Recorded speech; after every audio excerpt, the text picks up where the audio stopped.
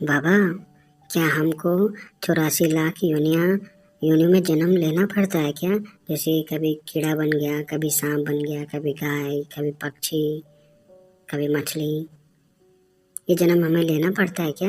और जैसे बुरे कर्म करेंगे तो हमें नरक में सजाएं भुगतनी पड़ेंगी क्या? जैसे कि तेल की कढ़ाई में कोई हमें तलेगा, या लोहे की सरियों से कोई हमें जलाएगा, या पहाड़ से गिराएगा, या सांपों से कटवाएगा, कीड़ों के साथ सुलवाएगा। ऐसा होता है क्या बाबा?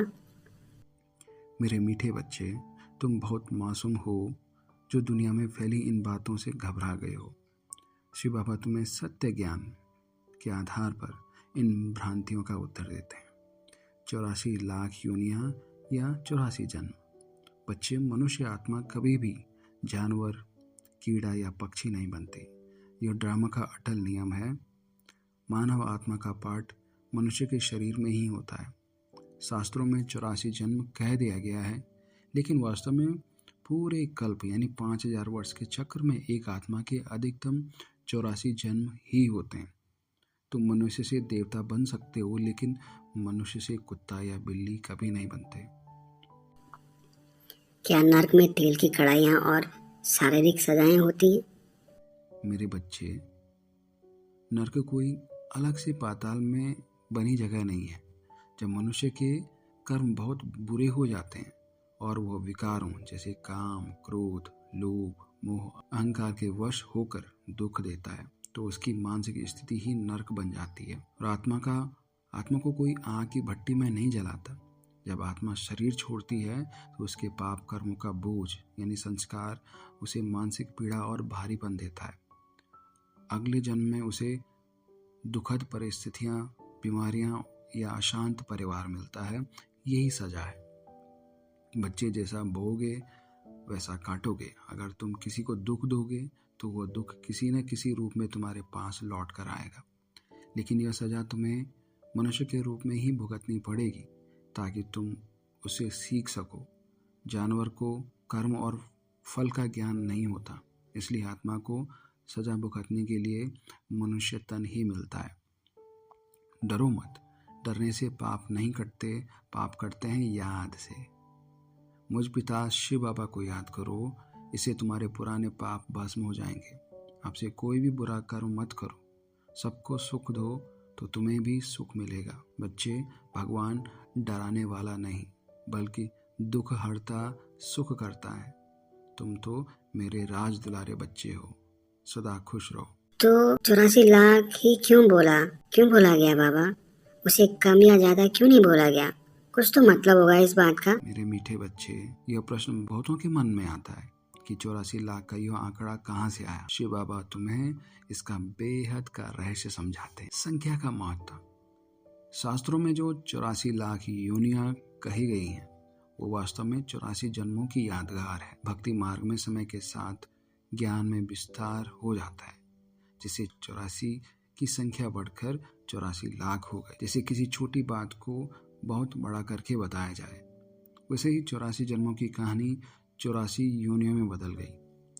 5000 वर्ष का चक्र, यह सृष्टि चक्र 5000 वर्ष का है। एक मानव आत्मा इस चक्र में अधिकतम 84 जन्म ले सकती है, जिससे वो सतयुग से लेकर कलयुग के अंत तक अपना पार्ट बजा। 84 लाख का अर्थ उन अनगिनत प्रजातियों से भी है जो प्रकृति में मौजूद हैं, लेकिन एक मानव आत्मा केवल मानव शरीर में ही जन्म लेती है। 84 का आंकड़ा मानव आत्मा के पूर्ण चक्र को दर्शाता है। यह भी याद रहे कि हर आत्मा के 84 जन्म नहीं होते। जो आत्माएं सतयुग के अंत में आती हैं, उनके अधिकतम 84 जन्म होते हैं। जो बाद में आती हैं, उनके जन्म कम होते हैं। बच्चे, 84 लाख योनियों का डर केवल इसलिए डाला गया ताकि मनुष्य डर के कारण पाप कर्म न करे।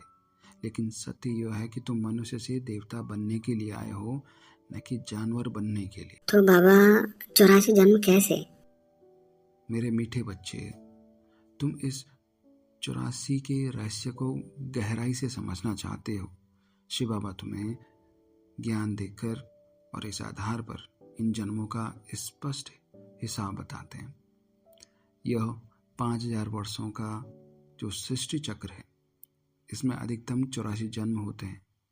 हर युग में जन्मों की संख्या अलग अलग होती है, क्योंकि जैसे जैसे युग बदलता है मनुष्य की आयु और पवित्रता भी यहाँ बदलती जाती है। तो पहला आता है गोल्डन एज यानी सतयुग, 1250 वर्ष की। यहाँ मनुष्य की आयु बहुत लंबी होती है, लगभग 150 वर्ष, और शरीर पूर्णतः स्वस्थ रहता है, इसलिए यहाँ केवल 8 जन्म होते हैं। उसके बाद आता है त्रेता युग। यहाँ पवित्रता की 2 कलाएं कम हो जाती हैं और आयु भी थोड़ी घट जाती है। यहाँ आत्मा 12 जन्म लेती है। तब आता है द्वापर युग। यहाँ से भक्ति मार्ग शुरू होता है और देह अभिमान यानी बॉडी कॉन्शियसनेस आने के कारण बीमारियां और अशांति शुरू होती हैं। आयु कम होने लगती है, इसलिए यहाँ 21 जन्म होते हैं। उसके बाद आता है कलयुग। इस युग में पाप कर्म बढ़ते हैं, आयु बहुत छोटी हो जाती है और अकाल मृत्यु भी होती है। यहाँ आत्मा सबसे अधिक 42 जन्म लेती है। उसके बाद आता है संगम युग। यह वो अंतिम 100 वर्षों का समय है जिसमें तुम अब हो। यहाँ बाबा आकर तुम्हें ज्ञान देते हैं ताकि तुम अपना 84वां 84th वाला जन्म है उसे सफल कर सको और फिर से सतयुग के पहले जन्म में जा सको। तो कुल हो गए ना 8 सतयुग के, 12 त्रेता युग के, 21 द्वापर युग के, 42 कलयुग के। ये हो गए पूरे 83 जन्म। और ये अंतिम संगम युग का जन्म मिलकर तुम 84 जन्म पूरे करते हैं। ये हिसाब केवल उन आत्माओं के लिए है जो सृष्टि के आदि यानी शुरुआत से आती हैं। जो आत्माएं बाद में आती हैं उनके जन्म 84 से कम हो जाते हैं, यानी जैसे 60 या 40 या एक ही जन्म। मनुष्य का पाठ हमेशा मनुष्य के रूप में ही रहता है मेरे बच्चे, इसलिए डरो मत कि तुम कभी पशु बनोगे। अब अपने इस अंतिम जन्म को सफल बनाओ और मुझ पिता को याद करो। नमस्ते और याद प्यार।